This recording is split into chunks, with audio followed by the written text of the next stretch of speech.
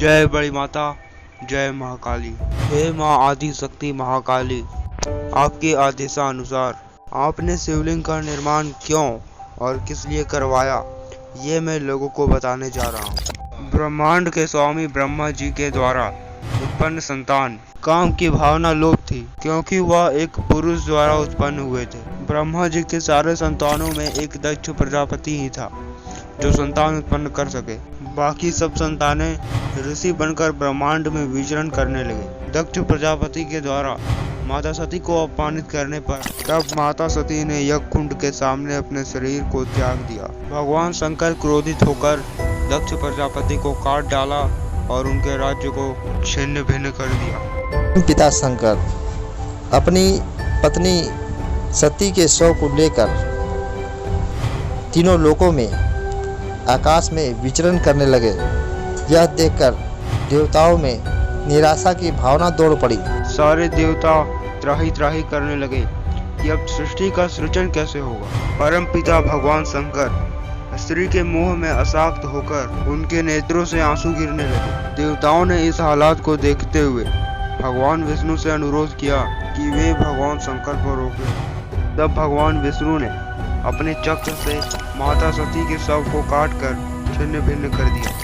उसे ही भगवान शंकर ने अपने कंधे पर माता सती के शव को नहीं देखा तो वे निराश होकर एकांत जगह में समाधि में लीन हो गए। अब समाधि में लीन होने से सृष्टि का सृजन रुक गया, क्योंकि दक्ष प्रजापति का साम्राज्य खत्म हो चुका था। दक्ष प्रजापति के सर में बकरे का सर लगने से उनकी जनन क्रिया की गति धीमी हो गई थी, जिस कारण संसार का सृजन रुक चुका था। भगवान शंकर जब साधना में पूर्ण रूप से लीन हो चुके थे, भगवान विष्णु के शरीर से आदि शक्ति माया निकली और कही कि ब्रह्मा के द्वारा सृष्टि का सृजन नहीं हो सकता, तब मैं शिव के अंतर मन में जाकर उसे सृष्टि के सृजन के लिए प्रेरित करूंगी। और इस तरह महामाया परमपिता शिव के अंदर प्रवेश कर गई। माया के प्रवेश करते ही महाकाल के शरीर के अंदर मोह की भावना जाग गई। अब शंकर भगवान यह सोचने लगे कि स्त्री के बिना जीवन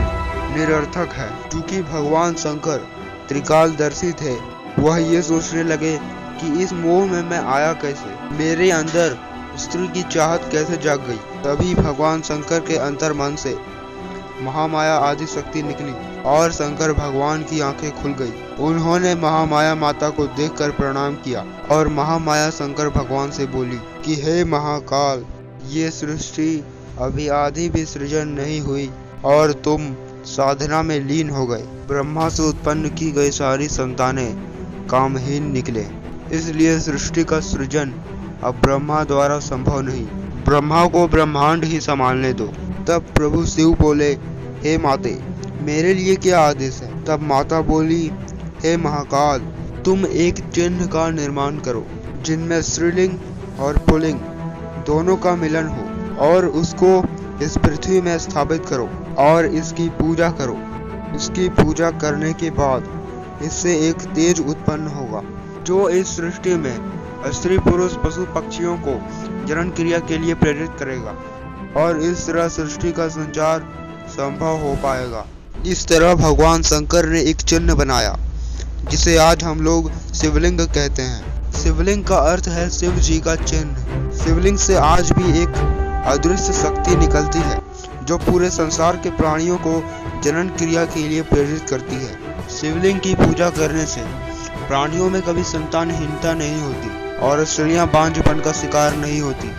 और अब कुछ लोग ये कहते हैं कि शिवलिंग लिंग और योनि का मिलन है। कहते हैं हिंदुओं, तुम लोग लिंग और योनि की पूजा करते हो। मैं इस बात को मानता हूँ, लेकिन मेरा उन लोगों से कुछ सवाल है। जिस बकरे को तुम काटते हो और खाते हो, वह बकरा लिंग और योनि के मिलन से ही आया है। जिस गाय का तुम दूध पीते हो, वह दूध उसमें कैसे आया?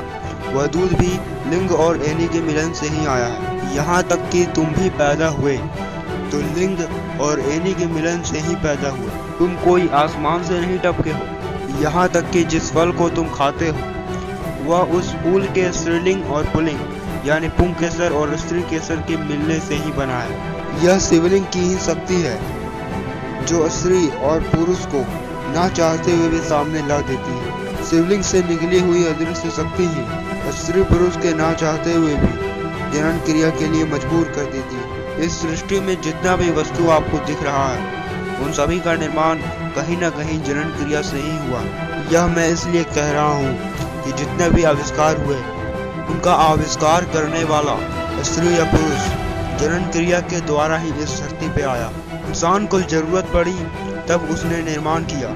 इस जमाने में लोग सत्य को इस तरह छुपाते हैं जैसे कीचड़ में खिला हुआ कमल अपने आप को कीचड़ से अलग बताता है। कुछ शरारती तत्व ये भ्रम फैलाते हैं कि शिवलिंग शिव जी का लिंग है, लेकिन यह तथ्य बिल्कुल गलत है। शिवलिंग भगवान शंकर के द्वारा पाषाण यानी पत्थर से बनाया गया और स्वयं ब्रह्मा विष्णु महेश भी इनकी पूजा करते हैं। शिवलिंग की अवहेलना करने वाले लोगों की अगर औलादें होती भी है तो सारे चोर, निकम्मे या देशद्रोही होते हैं।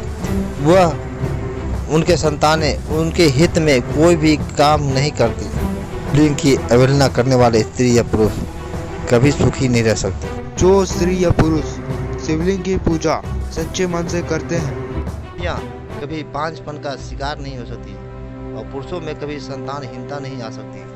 शिवलिंग की पूजा करने वाले पुरुषों की संतान ऐश्वर्य और सर्वगुण संपन्न होते हैं। शिवलिंग का वर्णन तो बहुत सारे करते हैं, लेकिन सत्य क्या है यह आप खुद समझ सकते हैं। यह शिवलिंग की अदृश्य शक्ति का प्रभाव ही है जिससे स्त्रीलिंग और पुल्लिंग एक दूसरे से आकर्षित रहते हैं। शिवलिंग आदि शक्ति महामाया की ही रचना है जो सृष्टि की सृजन करती है।